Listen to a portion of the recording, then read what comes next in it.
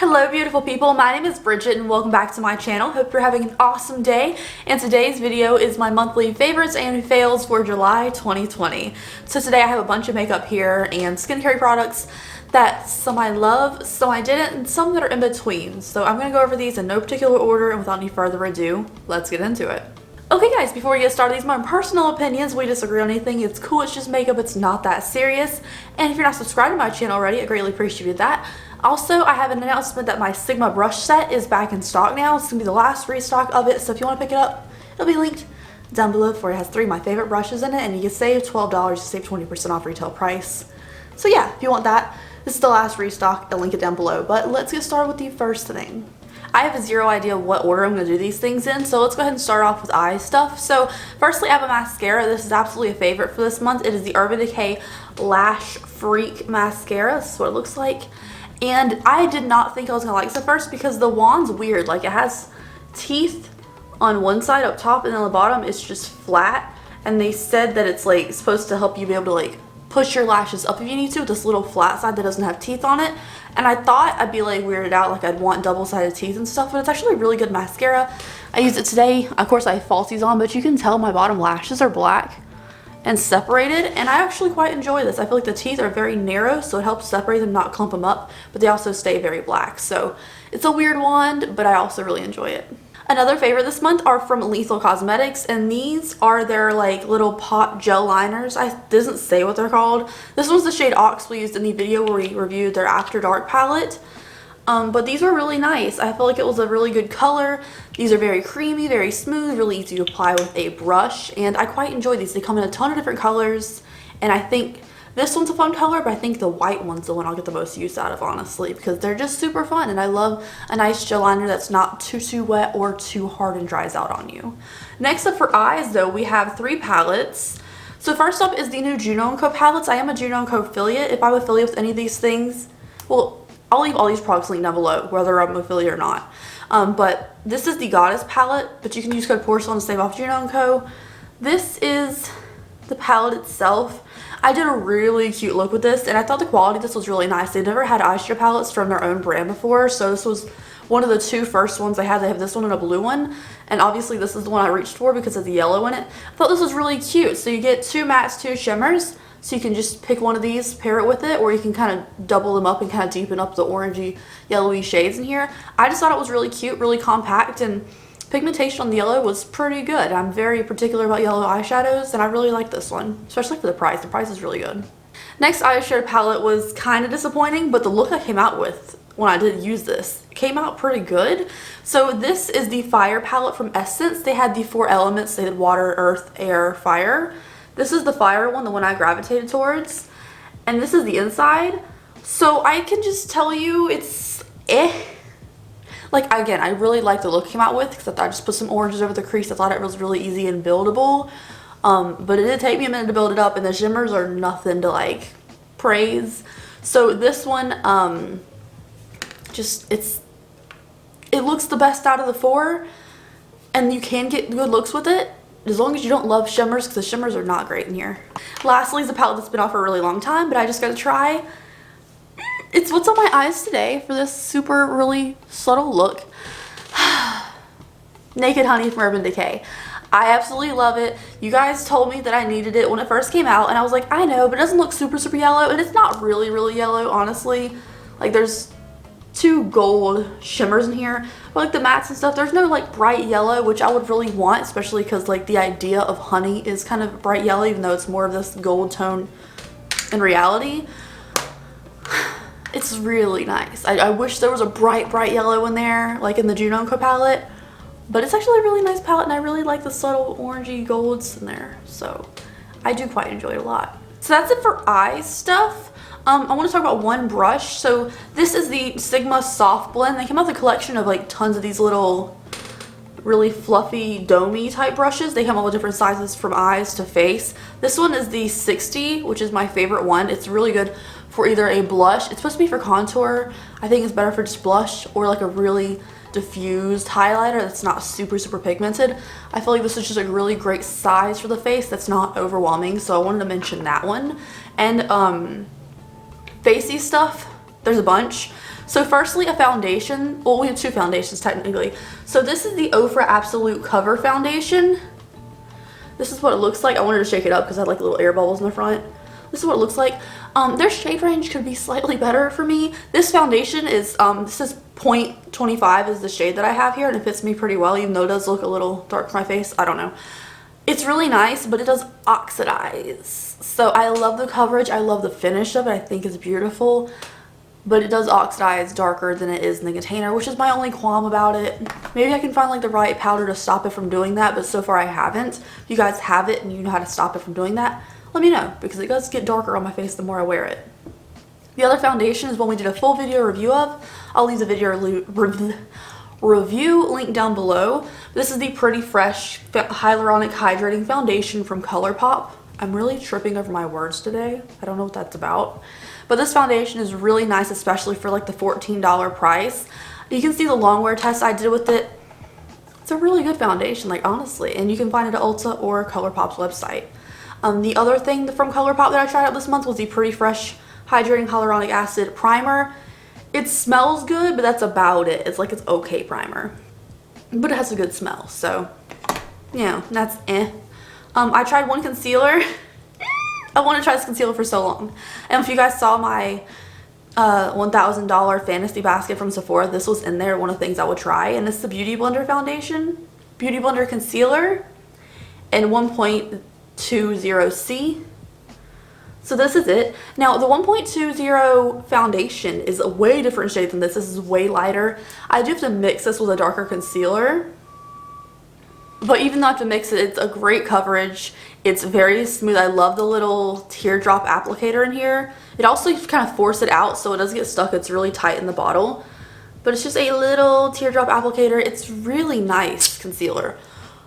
But this is fair. Like, online, it doesn't look as pale as it is. So, I was just going to say as white it is, but as pale as it is, it's real pale. It does not match the foundation shades at all, so don't just go willy-nilly shopping like it matches the foundation, because it's not. But it's really nice, and I'm really happy to have it. Next up for facey things, we have a Laura Mercier Perfecting Powder. So this is the Candle Glow Sheer Perfecting Powder in number 1, because obviously. But for me, this, at first, I didn't see any difference, but the more I looked at it, the more I kept applying it. It's very sheer, but it's buildable, and it's just a really pretty soft powder. It's not a highlighter, it's not a setting powder, it's not a powder foundation. But after you set your face or you do your bronzer or whatever, and you go with your big powder brush and you kind of tap some on, especially along the under eye area, it gives a very small amount of blurring effect that I think is really nice, especially if you set that extra powder down with a setting spray. It's very nice. Very subtle though, so if you don't think you'll notice the very subtle difference, it's probably not worth it.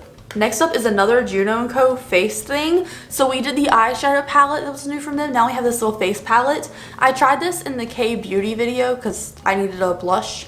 But this is the Le Palpin little face palette. There's two different face palettes. This is the one I gravitated towards because it's very pink. And I must say, the highlighters are pretty, but they're it takes a little bit of building up to really get them where I would want them to be. I haven't tried this contoury bronzery shade, I just keep forgetting to, but the blush is so pretty. So I actually use this pink highlighter mixed in with my blush to get like a kind of a glowy blush. It does really well.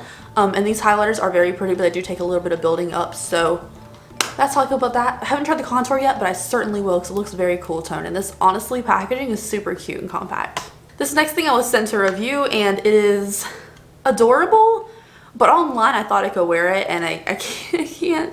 So this is the Midi palette Sweet Electric from Ofra. This came a little broken, so I had to repress it. This is what it looks like. The blush is actually the blush I'm wearing today, and I don't know if you can tell.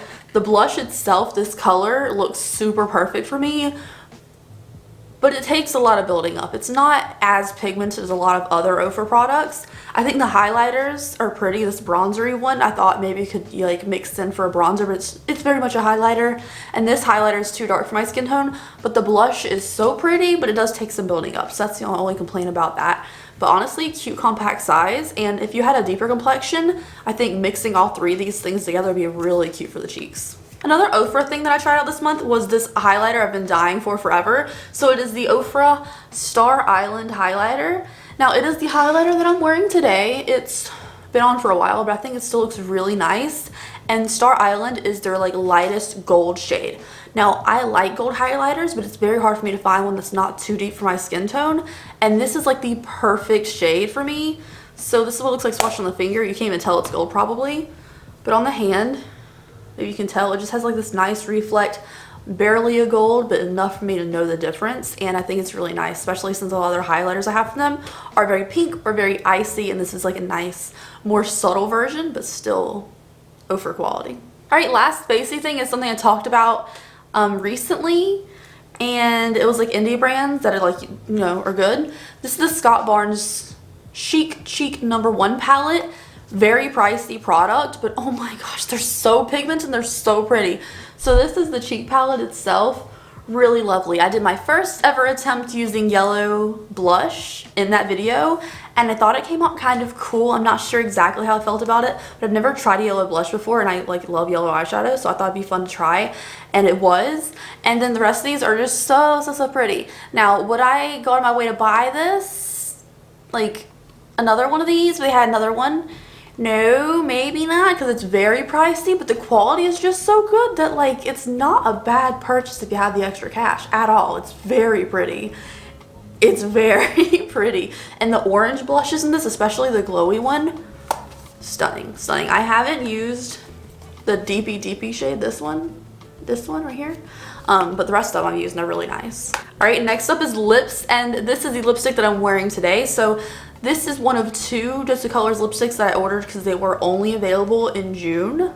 Like they were available from the beginning of June to the end of June, and that was it. And they looked really pretty, but they looked nothing like they looked like online. Like I really wanted to look how they looked online. They looked nothing like that, but Just the Colors Afterpay, so I picked these up. This is the one I'm wearing today. It is called Catching Feelings. It's definitely not that color. Both this one and Heartbreaker are the two shades that like were the ones you could buy. They're both way oranger, more orangey than I expected. They looked super cool tone and nude online, but they're not. But I do love a first formula. I do like this color. I think it's very pretty. It's just not what I expected is all. Lastly, for lips, we have the Jen Loves Reviews and Ofra collab. So I was sent these. Thank you, Jen. I appreciate it. Thank you, Ofra. I appreciate it. And I have to say, these are really nice. Now, my favorite one is called Refined. It is this kind of mauvey one in the middle. Now, these are like meant to be like mixers. So I do have a little bit of this shade called Revive. I tapped in the middle of my lip for this look just because it was very orange and I wanted to dull it down a little bit. These are great for mixing shades. This is kind of what this is made for. So these are standalone colors. Like I wear Refine on its own. It's so reflective. I wear Refine on its own, but this is meant to deepen up something or lighten it up. They're really great mixing tools, and especially because everyone's willing to mix like foundations and stuff and mix eyeshadows. Why not mix your lipsticks and make it the exact tone you want? And I think these are really nice. But again, Refine, you can buy these individually too. It's a great color on its own. It's absolutely stunning. Okay, lastly, we have two skincare things that I've been trying out for the last 2 weeks, and I must say, I have mixed feelings. So this first thing is from King J Cosmetics. It's the Royal Glow Moisturizer. This is his first ever product he came out with. Firstly, I think the packaging is super cool and fun. It's like a little crown, but like two of my little beady things came broken on them. Like these little jewelry tone things, which isn't a big deal at all, but like I keep finding myself, oh, this one's missing one. I keep finding myself like accidentally breaking them. Like one of them came broke, or one or two of them came broken, and then I'm missing one. So these little crown jewelry things, not ideal.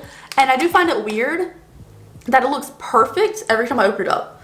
Like there's something about the formula, it doesn't matter if I scoop in there or not, there's something about the formula that makes it completely perfect and even again once I open it up.